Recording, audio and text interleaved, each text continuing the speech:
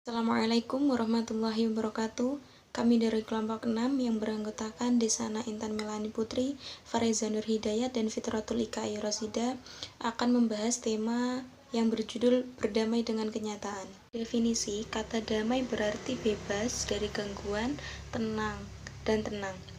Namun, kata itu bermakna berbeda bagi orang yang berbeda. Bagi sebagian orang, memperoleh kekayaan dalam jumlah besar dan menikmati gaya hidup mewah adalah lambang kedamaian. Bagi yang lain, kemampuan untuk mendominasi orang lain dan memaksakan cita-cita mereka pada mereka adalah inti dari perdamaian. Namun, bagi umat Islam, perdamaian adalah sesuatu yang dicapai dengan merekonsiliasi kebutuhan manusia dengan dunia di sekitar kita sementara di bawah naungan Islam. Ini bisa menjadi tindakan juggling yang sangat baik bagi para mu'alaf baru yang hanya mendapatkan pijakan dengan agama baru mereka. Beberapa cara agar hati merasa damai, yaitu yang pertama, menghapus rintangan. Kunci untuk kembali adalah untuk mengenali rintangan dan mencapai cara untuk mengatasinya. Ada batasan-batasan untuk halangan apa yang bisa kita lepaskan dan yang mana yang merupakan perlengkapan permanen dari hidup kita. Ketika memahami yang terakhir, jenis-jenis rintangan ini paling baik dilihat sebagai cobaan dan kesengsaraan yang merupakan ujian dari Allah. Cara terbaik untuk mengatasinya adalah bersabar dan percaya pada keputusan Tuhan. Dengan melakukan itu, Anda dapat mencapai kedamaian batin. Dan yang kedua yaitu temukan tujuan Anda. Temukan tujuan nyata Anda dalam hidup dan cari cara untuk mencapainya. Dengan menemukan panggilan sejati Anda dapat menemukan kedamaian batin. Yang selanjutnya yaitu peringatan akan Tuhan. Ketika kita memiliki hubungan dengan Tuhan, kita dapat mencapai kedamaian batin. Ketika kita mengabaikan kewajiban Islam kita dan hubungan itu terputus, kecemasan dan kekacauan pasti akan mengikutinya. Kedamaian batin adalah hadiah dari Tuhan dan hanya bisa dicapai dalam terang Islam. Yang selanjutnya yaitu pengampunan. Pengampunan memainkan peran penting dalam kehidupan kita dan pencapaiannya kedamaian batin. Seorang muslim sejatinya secara konsisten mencari pengampunan dari Tuhan Yang Maha Esa atas kekurangan dan pelanggarannya. Tidak ada yang sempurna dan terlepas dari tingkat Islam Anda. Mencari pengampunan adalah perbuatan mulia dalam Islam. Masih dengan kelompok 6 yang selanjutnya yaitu adversity quotient atau bisa disebut dengan bangkit dari kesulitan, itu adversity quotient.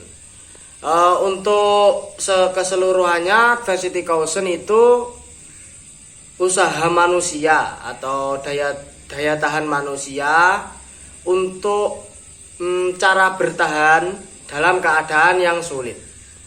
Itu ada beberapa cara untuk caranya bertahan dalam keadaan yang sulit. Cara yang pertama yaitu dengan kita berzikir kepada Allah, mencari tempat yang tenang, yang damai, sunyi, hawane angin seliwir-seliwir. Kita berzikir kepada Allah, insya Allah jiwa dan raga kita menjadi tenang. Salah satu contoh berdamai dengan keadaan atau berdamai dengan situasi yang terjadi itu contohnya kita kehilangan uang 9.000 padahal uangnya tinggal 10.000 buat beli bensin, itu hilang 9.000. Hatinya itu sangat nyesel. Tapi dengan cara kita berpikiran positif bahwa uang yang kita miliki itu adalah titipan dengan Allah, titipannya Allah maksudnya, itu kita bisa lebih mendekatkan diri kepada Allah. Semoga uang yang hilang tadi bisa mendapatkan imbalan yang berlipat-lipat dari Gusti Allah. Hal-hal yang dapat kita lakukan saat kita mengalami kesulitan dalam hidup. Yang pertama yaitu kita harus belajar untuk lebih berlapang dada. Jadi kita harus meyakini bahwa segala sesuatu yang telah terjadi adalah atas kehendak Allah Subhanahu wa taala. Yang kedua yaitu berhenti untuk menyalahkan diri sendiri. Kita tahu bahwa setiap manusia pasti memiliki kesalahan dan menyebabkan pada penyesalan. Jadi kita harus berhenti untuk menyalahkan diri sendiri dan berusaha memaafkan diri sendiri. Yang ketiga yaitu mulai untuk bersyukur. Kita harus bersyukur dalam segala hal apapun. Kita harus menerima segala kegagalan yang telah kita alami. Yang keempat yaitu berhenti membandingkan diri sendiri dengan orang lain. Kita tahu bahwa setiap manusia pasti memiliki kelebihan dan kekurangannya masing-masing.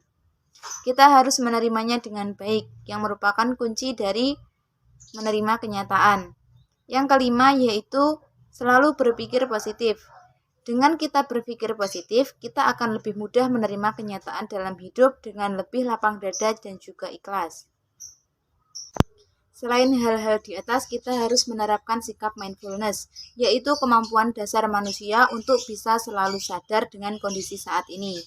Jadi kita tidak perlu berlarut-larut dengan masa lalu dan kita juga tidak perlu terlalu menghayalkan masa depan. Yang kita pikirkan adalah yang saat ini sedang terjadi. Sekian dari kelompok 6, apabila ada kurang lebihnya mohon maaf. Billahi taufiq wal hidayah. Wassalamualaikum warahmatullahi wabarakatuh.